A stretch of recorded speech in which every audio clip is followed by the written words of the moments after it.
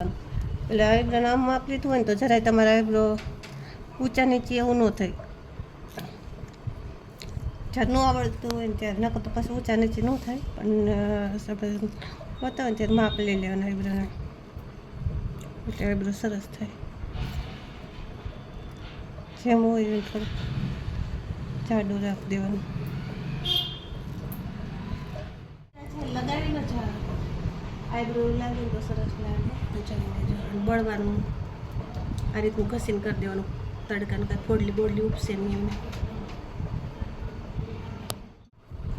વાત બધી આઈબ્રોમાં એકદમ શીખવાડવાનું છે સરસ. તો જોઈ લેજો કેટલું ગ્રોથવાળું આઈબ્રો છે ને તો એકદમ સરસ થાય.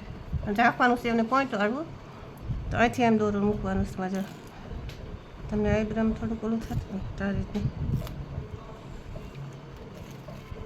દોરી અહીંથી એક સરખી જ પડવી જોઈએ. જરી કે આઈબ્રો લાંબટું આમ કે કેમ આપણે થોડુંક અહીંથી ઓલું હોય સરખી દોરી ન પડતી તો એ આઈબ્રો સારું ન લાગે, ચોખ્ખું ન લાગે, ગોબરું ગોબરું લાગે એકદમ કંઈક ન કર્યા જેવું. ઓલી રીલ લાવતા રીલ કાચી છે ને, જો આપણે ઓછી આટી વાળી ને એટલે રીલ આપણા હાથમાં દોરો સૂતી જવા કરે. પછી એવું લાગે તો થોડુંક કાપી નાખજો, પછી બનાવી લઈએ ત્યારે પાછું હું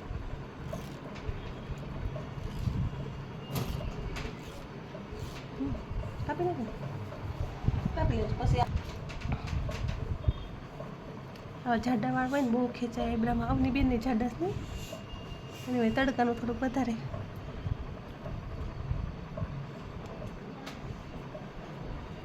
આમ ઉપર કરીને જરી જરી બહુ નહીં કાપવાના, બહુ કાપો તો જરી કે જેટલા આમ થઈ જાય, બહુ ઊભા ન હોય.